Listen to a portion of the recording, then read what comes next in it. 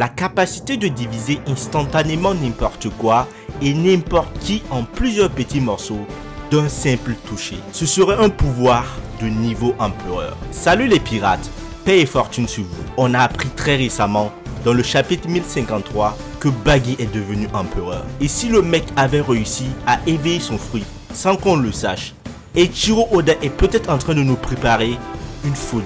Car ce fruit est extrêmement puissant, mais on l'ignore. Imaginez qu'il soit capable de fragmenter tout ce qu'il touche et influencer son environnement. C'est un pouvoir assez démentiel. Alors les amis, dans cette vidéo, on va voir ce qui pourrait arriver d'éventuel si Baggy a réussi à éveiller ce fruit et se hisser au niveau d'empereur. Donc pour pouvoir tout connaître, restez jusqu'au bout. Et si vous aimez cette vidéo, pour me soutenir, mettez un gros pouce bleu et surtout abonnez-vous pour faire partie de la famille. Alors les pirates, sans plus tarder, je balance la sauce immédiatement.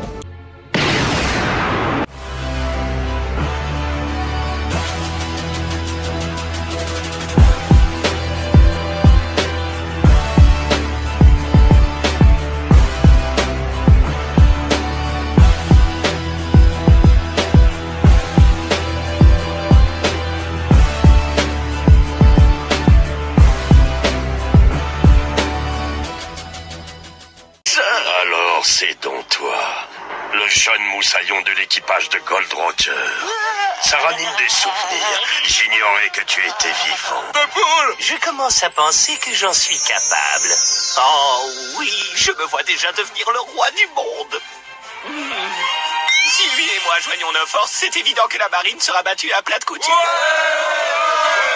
J'en peux plus, c'est trop, je sens que je vais m'évanouir. Cela pourrait ne pas fonctionner sur l'adversaire avec un haki assez fort, mais il pourrait l'appliquer à d'autres choses comme leurs armes, leurs projectiles, c'est-à-dire balles et autres choses, les attaques à distance comme celle de Zoro, sur le sol sur lequel il se trouve. Il peut détruire des bâtiments ou des navires de guerre en un seul instant. Imaginez d'un claquement de doigts, il arrive à fragmenter tout élément sur son environnement. C'est vraiment incroyable en fait. Il est capable de faire tout disparaître. Ça montre à quel point Baggy a un pouvoir incommensurable entre ses mains. On aurait dès lors un Baggy surpuissant. Imaginez qu'Oda lui donne tous ses pouvoirs surpuissants. Pensez-vous que ce serait le cas? Est-ce qu'il irait jusqu'au bout? Ou pensez-vous que Baggy serait trop paresseux pour entraîner son fruit du démon, pour l'éveiller et pour le maîtriser après l'avoir éveillé? Mais qui sait? Oda aime toujours nous troller. Mais si cela se produit, j'aimerais imaginer que ces pouvoirs du fruit du démon éveillé seraient comme une extension de sa capacité à diviser son corps en plusieurs parties. Sauf qu'il serait également capable de diviser son entourage comme Doflamingo ou même des gens comme l'eau, tant qu'ils ne sont pas de puissants utilisateurs de haki, comme la façon dont l'eau ne peut pas déplacer le corps de Kaido dans sa chambre. Dans ce scénario, je pense que la différence entre l'eau et lui est la suivante. Donnez-moi le document. Tenez, le voici. Je dois avouer que nous t'avons sous-estimé en te prenant pour un pirate ordinaire. Mais tu es d'un calibre bien supérieur, Baggy le clown. En réalité, tu as fait partie de l'équipage du navire de Gold Roger, le roi des pirates. Oh, comment ils l'ont su? Une star! Ce pirate est une star! Et ce n'est pas tout. Nous savons aussi que tu es le frère d'armes du pirate, Shanks le Roux, l'un des 4 empereurs. Les pouvoirs de l'eau ont plus à voir avec la manipulation spatiale dans sa chambre. Découper les gens n'en est qu'un effet. Pourtant, la spécialité de Baggy serait de fragmenter tout élément, tout corps, vivant ou inerte. Nous savons que Baggy serait vraiment exceptionnel s'il pouvait réellement se battre et utiliser ses pouvoirs éveillés. Par exemple, en découpant une brique ou autre en petites boulettes, en leur appliquant du haki, en les lançant sur ses ennemis. Il pourrait transformer n'importe quoi en petites balles et les lancer sur les gens. Alors personnellement, je suis assez étonné que Baggy ne soit pas assez puissant. Peut-être qu'il est en train de nous cacher un truc.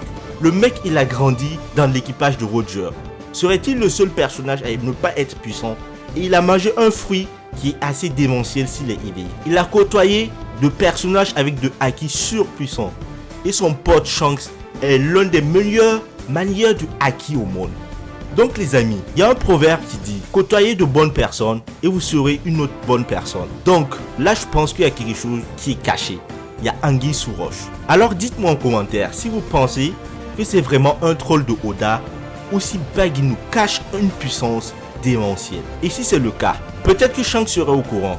Donc, j'attends vos théories et j'ai hâte de les lire pour voir ce que vous pensez de cela. Ou pensez-vous simplement que Baggy est un troll, un peu comme Monsieur Satan dans Dragon Ball, ou d'autres personnages comme il en existe énormément dans tous les mangas. Théoriquement, il devrait aussi être immunisé contre les épées, vu que même Mihawk, qui le frappe avec désinvolture, ne l'a pas blessé. Même si Mihawk n'essayait pas du tout de mettre toute sa force, c'est quand même un exploit de la part de Baggy. Et enfin, par rapport à ma première idée, il pourrait aussi être très difficile à combattre, puisqu'il pourrait se séparer dans tous les sens et laisser ses mains ensemble pour vous frapper et transformer d'autres choses en projectiles. Et franchement, ce fruit, il est aussi puissant que l'imagination. Il est peut-être aussi puissant que le fruit de Luffy, dans le sens où le mec, il peut se fragmenter en plusieurs morceaux et vous frapper avec n'importe quelle partie. Donc franchement, je pense qu'il est possible de faire énormément de choses avec ce fruit, et j'aimerais vraiment voir l'éveil de ce fruit et voir à quel point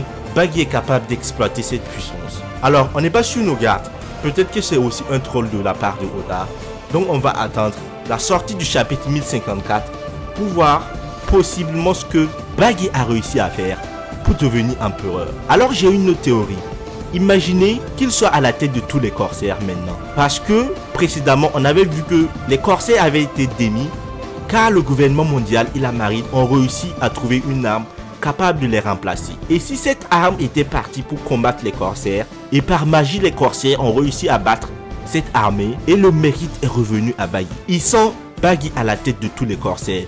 Vous savez très bien que les corsaires sont très puissants. On a Mihawk, Boa Hancock, Weevil.